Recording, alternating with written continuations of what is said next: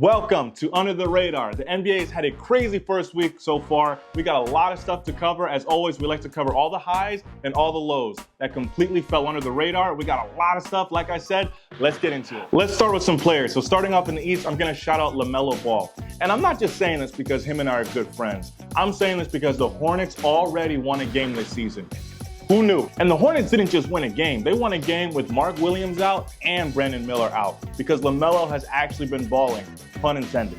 Let me break it down for you. Versus Houston, he had 34 points, 8 rebounds, and 11 assists, winning them the game. Versus Atlanta, he had 34 points, 5 rebounds, and 4 assists, and 10 turnovers. Versus Miami, he had 27 points, 8 rebounds, and 7 assists. And the absolute craziest part about this is all of these games were super close. So when Brandon Miller and Mark Williams comes back, maybe they'll double their wins. Going to the West, I have to shout out Klay Thompson for the Warriors. He has been absolutely killing it ever since he got this new tan and changed his name to Buddy Hield. We gotta take a minute to praise Buddy Hield. I know it's only been 2 games, and they both have been against teams that are YMCA squads, but he has been killing it in Golden State. Versus Portland, he had 22 points, 5 rebounds, 71% shooting from 3.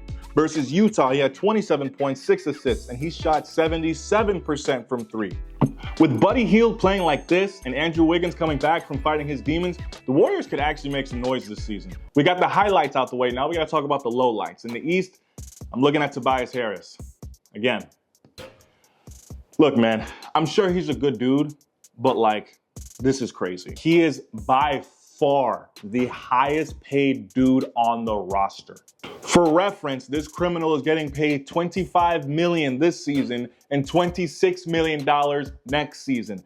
I've never spent $25 million, but best believe if I did, I could probably get a little bit more than 10 points per game. Or shoot, maybe even a win for the season. The Pistons have still not won a single game this whole season. 0 for 3. Versus Indiana, one of the worst defenses in the NBA, mind you, he had 13 points and he shot 16% from 3. Versus Cleveland, he had 10 points, 33% field goal from the whole court. And then versus Boston, he had 8 points, half of which came from the free throw line. Man shot 18% from the field. Credit where it's due, he actually plays, so I'll give him that. Going to the West, speaking of irrelevancy and sadness, let's dig into Deandre Ayton. Dude, I was one of the rare ones rooting for this guy. When he got moved to Portland, I thought that was going to be a real opportunity for him to show us what he can do, especially as the #1 overall pick. But no, 10 points, 13 rebounds is what he's averaging this season, which isn't bad. That's actually pretty good, but not enough if you want to win a game or 2 for the season. He scored 10 points in his first 2 games, 41% versus Golden State and 35% versus the Pelicans. All I'm saying is if I was Scoot Henderson, I would scoot away from Portland, to be honest with you. Let's get back to talking positives. So in the East, I want to shout out the Atlanta Hawks. The reason I'm picking the Hawks over Boston and Cleveland is because they don't have as much as those 2 teams, and they're still undefeated. I mean, they traded away DeJounte Murray, and they're barely using their #1 pick for some reason. Trae Young is doing Trae Young things, averaging 34 points and 11 assists per game. Dyson Daniels looks really solid. DeAndre Hunter's been on a roll, and Jalen Johnson is still improving year over year. And for once, they don't have the worst defense in the league. So if they keep that up, that could be a problem. Moving to the West. Before I get into the West, the whole point of this show is to shout out teams and players that usually don't get any coverage. But I cannot ignore what the Lakers are doing. They're 3-0 so far this season. LeBron James refuses to age or decline at all. Anthony Davis has been playing like an actual monster. D'Angelo Russell's matching jerseys with them. And Bronny James is on payroll, so that's pretty dope.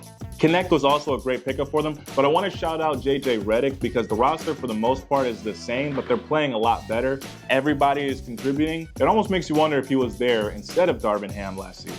I thought this team would take at least a month or 2 to finally get some sort of role, but here we are. Now we got to talk about the lowlights. So starting in the East, I'm looking at the Philadelphia 76ers.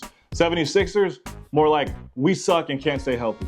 Can somebody explain to me how their 2 superstars are already MIA? I'm trying not to cuss. It's like they almost had a meeting and said, let's see how much of the load Tyrese Maxey can hold by himself. As of today, they still have not won a single game. Their franchise has no timetable for return. And one of the biggest offseason signings of the offseason is hurt. Was the turbulence on the flight there just too much to bear? Did they bite their tongue too hard eating their peanut butter and jelly sandwich? I don't know, man. All I know is when homeboys come back, obviously it's gonna be night and day, but it's just really frustrating so early in the season to have this problem. Which brings me to my next problem in the West, the Sacramento Kings. The same Sacramento Kings that are 0-2 for the season have the same record as the Utah Jazz and the Portland Trail Blazers. And this hurts me because the Kings were my sleeper pick for the season. DeMar DeRozan, Domantas Sabonis, De'Aaron Fox. But not one of those Ds is for defense. They have the second worst defense in the league. From a roster standpoint, I don't see a lot wrong here. You got a great point guard, you got a great forward, you got a great center, you got great shooters.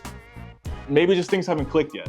You have the two leading candidates for Clutch Player of the Year last season on the same team. The season is still early. They have time to clutch up again, but it's just a really disappointing start for the Kings. What I missed, who am I sleeping on? Let me know in the comments or wherever you feel like it. I'm Jay, this is Under the Radar, and I'll be back next week.